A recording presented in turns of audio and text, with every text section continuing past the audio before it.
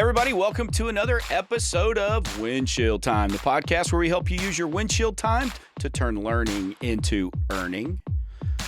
Windshield Time is brought to you by Service Excellence. I am Chris Elmore, your host, and I'm joined once again by my good friend Jesse Olson, owner of the Happy Outlet in Carson City, Nevada, not Nevada. Have you guys had enough of mom jeans yet? Mom Jeans is in the house. So today on the podcast, we're going to finish up talking about the three non-technical roles of a technician. Stay with us.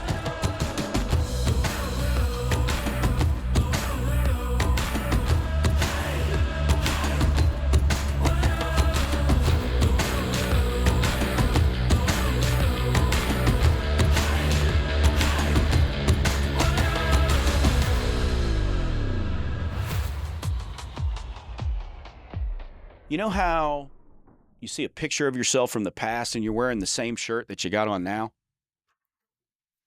I think both of us are in the same boat. I think we're both wearing the same shirts we wore on other podcasts, but that's okay. That's okay. We can take it, right?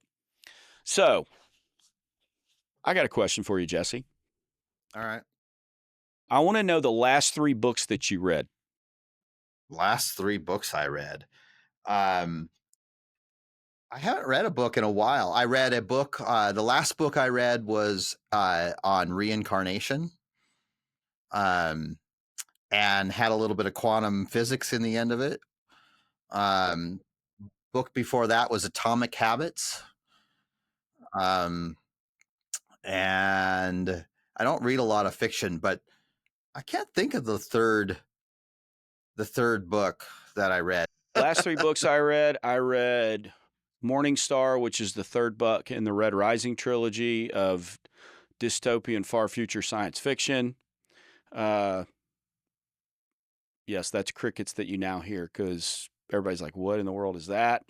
I read a book called Strength to Strength about how your career evolves as you get older. And then a very frightening, very real book called The Anxious Generation, that if you are,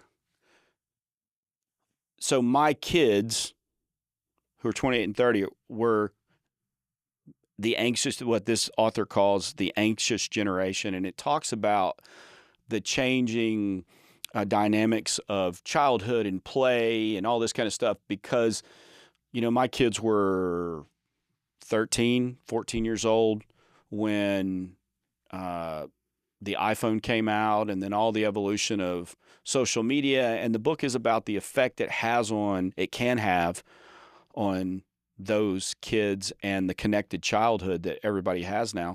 It talks about unsupervised play and all this kind of stuff and helicopter parenting and those kind of things. But if you're out there and you got littles, get the book. Well, you reminded me that you recommended that to me. That's on my nightstand along with a few others. So if you're from that generation, get it, and it's going to explain a lot. I promise. And it's one of those things that's, and I'm not repping the book here, but from Al Gore, but the inconvenient truth. This is an inconvenient truth. That is supported with social sciences,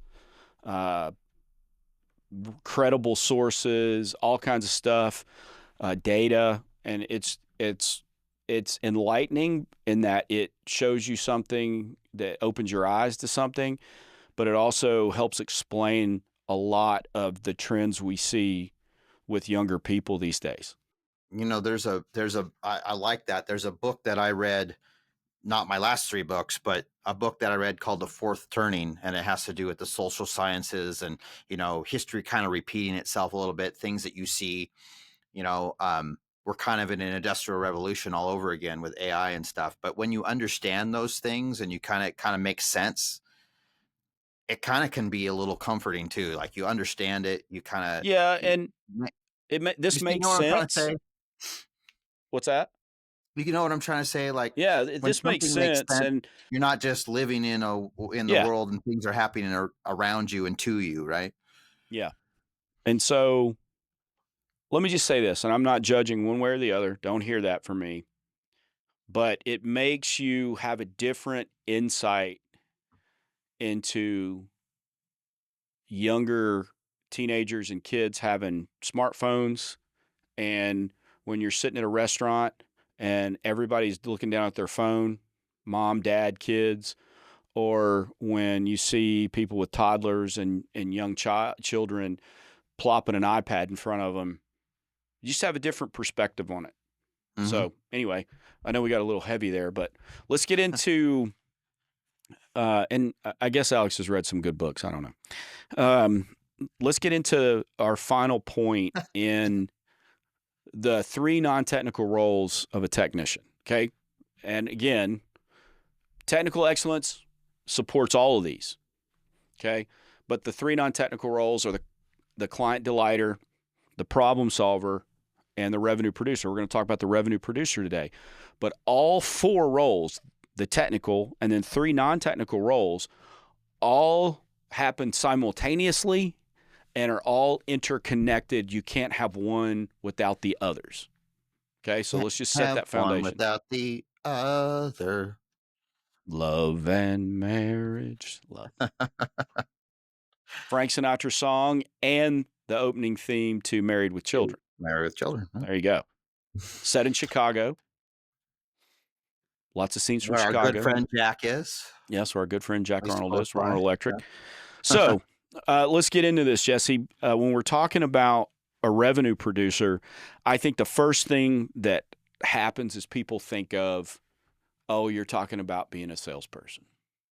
And I'm not a salesperson.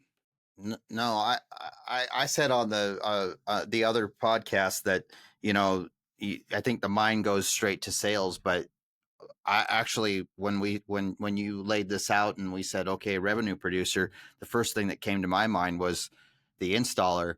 And I actually got a quote for you on this. Oh, you got a quote? For you installers. Alex, be prepared to verify this. Yep. Okay. No, this is an original, but I wrote it down for you. Wait. Yeah. Okay. Yeah. We'll see what the source of it is. Yeah, go ahead. You ready for some hot knowledge? Hot like HWT? HAWT, sorry. Revenue without excellence is the grind. Excellence without revenue is a hobby. Did I say that? No, you didn't say that. I said that. Yeah, you're not the only one, Alex. When people quote themselves, can you say narcissist? Can you say fascism? Slippery slope, Jesse. That's what Alex said. It's a slippery slope. Yeah, excellence without revenue without excellence is the grind. Mm-hmm. Revenue without excellence is the grind. Yep. I have many young techs that have come to me, and they have been in the trade for a little while, maybe a year or so, and they come to us and we do performance pay here, some version of it, and they've never really been challenged to do other than just show up to work and do what you're told. Mm-hmm. And so the first thing they hear, performance pay, it's tied to many things here at our company, but one of the main things obviously is revenue. And what do? They start thinking they need to grind. They need to work harder. They need to work longer hours. They got to get stuff done. But if we're talking about technical excellence, like you said, all this stuff is intertwined, then technical excellence will result in revenue and production, because you have less recalls. You have, it's all tied together. You have better clients that are happier, which brings in more revenue when they call you back.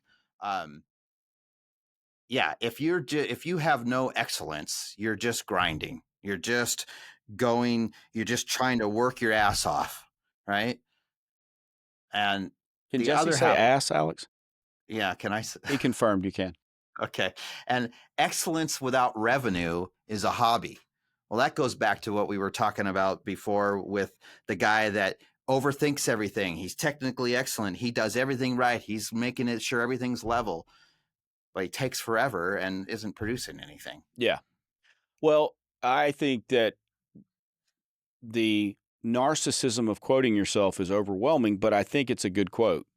So, we were talking about, I think in an earlier podcast in the overview, we were talking about how the way I see this is that if you are dedicated only to the craft and you're a sellout to being the best electrician in the world, regardless of the consequences, okay, regardless of the cost, regardless of the emotional toll it plays on you and the people around you, then you're not going to earn a living at it, right? Mm-hmm. And again, you're like the artist that is only there for the art's sake. What is it? Artist, what a gratis art, whatever the Latin is, arts for art's sake. It's in the MGM logo, whatever. If you're just there for the art or the craft, it's very rare that you're going to make a living at it because you're not going to be disciplined.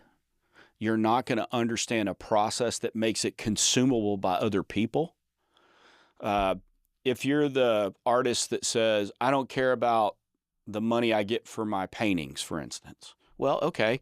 If you don't care, then guess what? You're probably not going to get much, or it's going to be very volatile. And so part of being a revenue producer is understanding technical excellence. Again, we come back to it. It underlines everything. It underpins everything. You've got to be technically excellent. And it doesn't mean you don't continue to strive for technical excellence always. Even if the world thinks you're technically excellent, you continue to strive for that, but you realize in context that, okay, I've got to learn a customer relationship process, the principles of in-home sales and service. I got to learn the process of stewardship of opportunities and resources. I have to do those things. If I can't do those things, then I can't make a living at it. And society in general cannot benefit from my talent. And I think that's what it says to me as being a revenue producer. And because ultimately someone has to create something and that thing then has to be sold, whether we're talking metaphorically, a customer's got to spend, a consumer has to spend something on it: time, money, emotion. Like for instance, let's say you put out, you are a filmmaker and you put out a great movie. You put out a movie that's been your passion project, and it comes out, and all the critics love it. It's on all the stream. It's on the Prime Video. Well, I'm already paying for Prime Video, so I'm not investing money in your project and in your art. But if I'm going to consume it, what do I have to pay? You have to pay in your time. Yeah, I got to give you 2 hours of my time to watch your art, to consume it. No. Okay, well, if you have no mechanism for that to take place, then no one consumes it. Or if it does, it's by happenstance. It's like somebody took the time, and where I live, every house backs up to what they call a green belt. Well, my house backs up to, I don't know, probably 50 acres of green belt. And it's hilly around there, and I like to go bushwhacking, just walking in the woods. And so I remember walking back there, and I came across someone took the time to put a statue there, do some carving and put that there, and do some other things. And it's in the middle of nowhere, right? It was kind of cool, little serene spot and all this kind of stuff. But who's going to see it? Who's going to see it? Well, go back to your movie example, where I thought you were going with that, but just equally true is, okay, you've got this great movie. I got some good moves and good deeks. So I went in a different place than you thought. I did. You did. Yeah. No, you could have a movie. You said passion project. You could have, this is your passion project. It's great. You think it's great. But does everybody else think it's great? Is it watchable? Is anybody going to consume it? Is it marketable? Yeah. Some people would say, "Oh, well, if you do that, you're a sellout." Too. Yeah, no, that's not a sellout. It's you're like, look, I write songs. could you write songs that are, you Make the whole know, world sing.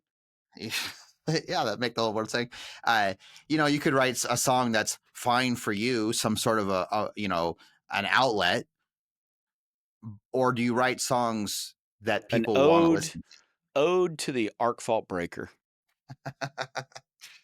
Should I go grab my guitar and No. give you an ode to the No, arc? karaoke purposely means you're probably a bad singer, but you lip sync to something. So Yeah. no, your certificate is for being a karaoke star, not a performer.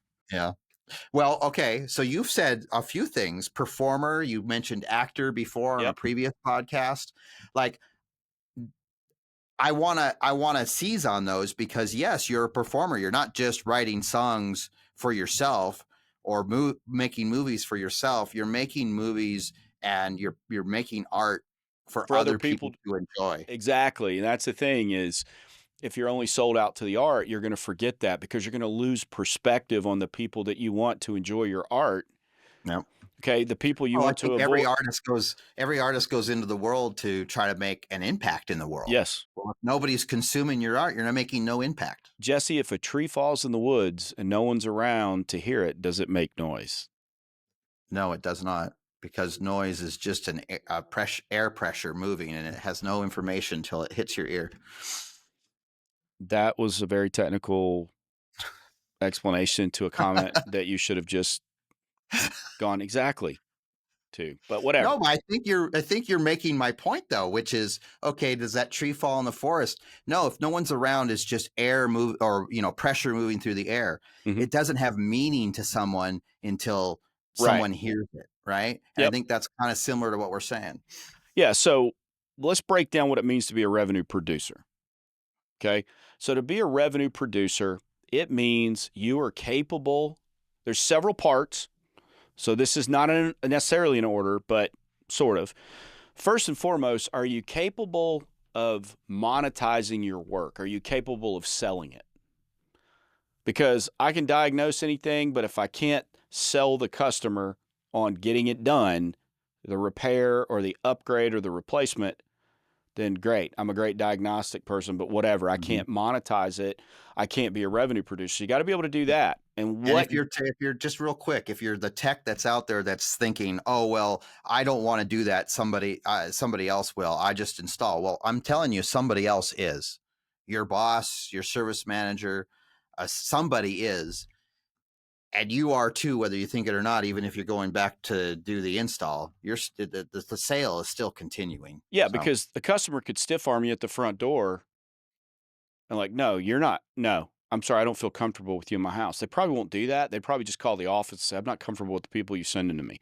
So Yep. you're still selling yourself as a person that's capable and is going to treat them and their home with respect. You're still doing all that stuff. That's selling. So you have to be able to sell it. Okay. The next thing you got to be able to do is to be a revenue producer. So producing revenue is not just about selling things. Okay. Because if you sell things and then you can't do it, you're a scam. A scam artist is what you are. You're a snake oil salesman is a phrase, right? Because what you're selling is you're selling something that you're not going to deliver, right? You're promising something you won't fulfill. And so you got to be able to do the work. And again, hey, here comes technical excellence slapping us in the face again. There it is right there. You got to be able to do the work.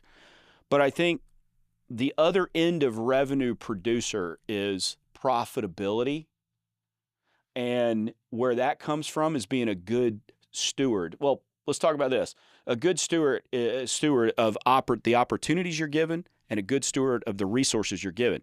So a good steward of the opportunity has a great sales process and understands in-home sales and service principles and maximizes the opportunity through doing the things we've said, right? That's good stewardship of the opportunity, and we're selling. Nope. Then we get to the profitability portion of it, which is being a good steward of the resources. And so profitability means that what you sold it for, you do it for less. So you have something left over, right? Sure. So, well, and that demands technical excellence too. It does, but it also demands correct pricing and all those kind of things, and creating options correctly. Okay, Sure. because the pricing is set up so that if you do it to the quoted amounts, You'll there is something left over. you'll hit the So your margins. job is not to make sure something is left over. Your job is to provide the quantity of labor that was promised and the materials that were promised. Mm-hmm. Nothing more Yep. than that. Now, I'm not saying you don't add extra value while you're doing it and you don't overserve sometimes. Of course you do. But your job is to be a good steward of your resources as a whole, Yeah, the right? materials on your van, Yes. the time that you're wasting, Mm-hmm. and you may not feel like you're wasting time. It might be wasting time taking breaks, things like that. But the time that you're wasting just looking at something for far too long, Yeah. like plan your work, work your plan. Yep. And sometimes we can get lost in that. We can get lost in the technical aspect of it. And that while we think, oh, well, we're going above and beyond technically and we're technically excellent. Yeah, that's probably true. But at the same time, you have to balance that with being a good steward of the time and the resources that you have. Hmm. So that is what being a revenue producer is really about, is maximizing the opportunity, selling it, Hmm. doing it, and doing it with the resources that were promised Well, so that there's something left over. here's something that just came to my mind too. You said that you're talking about doing the good steward of the resources you were given, and the thing that jumped into my head was a lot of times we've got techs that have been in the trade for a while and they think they just deserve an apprentice. You don't deserve an apprentice unless you're this revenue producer, because at some point you've shown that you can do the work, you can handle bigger projects, you're more organized, you're communicating more, you're being that client delighter and the what's the other one we're talking about, the client delighter and the problem solver, right? Now as you move up in your career, you've earned the right to have that apprentice, because now you're not going to waste that either. The apprentice isn't there to just watch you or help you. You're teaching, you're utilizing that apprentice to their best of their ability Mhm. too. Well, You're you're not doubling maximizing the labor up. resource. You're Yeah. being a good you're being a good steward of the resource of that apprentice's time. And while, yeah, fetching tools, holding this, doing that, bringing you that, all that's there and provides real value, you're also investing in the future of that person, and so you're maximizing the use of that resource. And so when we talk about being a revenue producer, we got to go back to the beginning and say this is not just about being a salesperson, right? It's not trying to change you, the technical expert, into a salesperson. I want to reiterate that this is about making your technical excellence consumable and sellable so you can make a living at it. Mhm. That's what it's about. Because the better you can do that, the better living you're going to make from your technical excellence. And again, just to make sure it's clear in everybody's mind, is that if we go into it, and I can't tell you how many times I've heard this. Listen, I'm just an electrician. I'm not a salesperson. I'll bet you've had people leave your company and tell you, listen, I'm an electrician, not a Oh yeah. salesperson, right? Yep. Just had it happen about 3 months ago. Okay. And so let's address the reasons that we get to that point. And, a lot of times on this podcast, we're talking about practical how to's, right? But it's also about a mindset change, usually Yeah, changing your I would thinking. say by far most of the topics that Yeah. get talked about are Well, let me it's give you an mine. example of something. I was talking to a technician.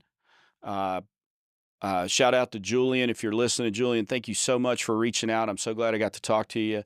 And I'm still waiting to hear how it went with your next customer who said, I only want the $29 tune up. I don't want the rest of the stuff. Let me know. Huh. So Julian reached out, and that was his thing, is he was going to a home where a customer, he was They're doing some work for a third-party provider that is selling a HVAC tune-up for $29, which Okay. I can give you 1,000 reasons why that's not enough, and et cetera, all the problems you're going to run into. And one of the main problems you're going to run into is people who are doing a $29 tune-up have probably done something like this before, and especially in the market Julian's in, it's very competitive with companies that are doing options pricing and great customer experiences and all that kind of stuff. But there's also companies in that market that overemphasize sales and create situations where customers feel like they're being pressured. So because of that, you have a little bit more savvy customer. They don't have a regular company they use, so they use anybody that has a special going on. And so what Julian was facing is he'd go into a home and he was having a lot of people say that, listen, I don't want you to sell me anything. I just want you to do the $29 tune-up. And so I talked to Julian about navigating that, and I'm not going to go into it here. But the main thing that happened with Julian was, as I'm talking, he's on the phone, he goes, oh, I wasn't even thinking like that. And that's the point, is we want to change the way you think. I don't care if you think I'm right or not. I can tell you I'm mostly right from experience, and that's not me bragging or whatever, but it's like I've said before, I'm like the Farmers commercial. I know a thing or two because I've seen a thing or two, right? Sure. And so when I tell you these things, or when we talk about these topics, I'm asking you to give me the benefit of the doubt on it because of my experience. I've been where you are. I've been on the other side of the situation too. I've been from the basement to the boardroom. I get it, the business side, but I also get the technician side. And so when we talk about the 4 roles of a technician, and you got the technical excellence and the 3 non-technical roles, a client delighter, customer delighter, problem solver, and revenue producer. The revenue producer part is, because you are so technically excellent, we want customers to love you. We want society as a whole to value you and see you in a better way. And we want you to be that technical problem solver, but we also want you to be able to communicate that technical excellence to a customer so they understand what they need to do, and they believe you, and they want you to do it, and they trust you to do it. And yeah, maybe the price is more than they thought, or they've got this, that, or the other objection, but you're also the person that can help them figure out how to get it done. And you're a good steward of the opportunity. You can sell it, and you're a good steward of the resources, and you can do the work with technical excellence profitably. I can't agree with you more. What you were saying there is about, I know a thing or two because I've seen a thing or two. Been there, done that, right? And of course, my techs, we talk about our core values and stuff here, and a lot of it has to do with, like, look, I've been there, done that, and I don't want that kind of life for you. I want you to have a better life than I did. Man, if I had it to do over again, I would have started doing this from day one. Yes. So, well, that's the goal of this, and I want to end it with this, is that our goal is always to help you be better technical people by helping you be better people. And the absolutely. non-technical things we're talking about here, I promise you these are the things that make a difference, because you're always going to strive for technical excellence. I hope you're always going to learn from people around you. Hopefully you're going to practice on your own and find your own resources to develop yourself, and I hope you work for a company that helps you do that. But you have to take control of being a client delighter, a customer delighter, a problem solver, and a revenue producer. You have to take control of that. You have to be the one practicing that. You have to go gain that knowledge somehow, some way, if the company you work for is not providing it. Most companies, most reputable, conscientious employers are doing something along those lines. But this is how you become. Even for the companies that are providing it, you still have to put in the effort afterwards. Yeah, you still have to put in the effort. All the practice to come in. This is the stuff that is going to make you have a great life, make a great living in the trades, and be seen as a very, very essential person in your community, being better at these things, and in your company and in life. So Yep. we'll end it there. If you want to know more about this, you want to talk to me for any reason, just like Julian did, 254-733-7109 or elmore@servextra.com. That's SERVEXTRA.com. And if you want to talk to Jesse, it's jesse.o@thehappyoutlet.com. It's jesse.o@thehappyoutlet.com. of course, go to our website, www.servextra.com. Check out our upcoming classes and workshops here in Buda, Texas. That'll be coming up in September. Go to the website for the exact dates. We look forward to seeing you here. Also, check out our blogs, other episodes of this podcast. We have lots of great topics. You can search the website and find resources on just about any topic you want. But also, let us know what you think of the podcast. Like and share it. Review it. Send us suggestions for topics, because our goal here is to serve you, the in-home sales and service professionals out there. That's what we're passionate about. So, Jesse, with that, what do we do here at Service What are we passionate Excellence? about? What do we do occurs here? to me, maybe I need to, you need a jingle, something like, No. we turn learning into earning. No? Alex just fell out of the production booth. Hold on, my God. His ears are bleeding. Jesse, thank you so much for being here and helping out with the podcast. We look forward to doing more of that with you. Thank you. All right. Thank All right. you. Bye, everybody.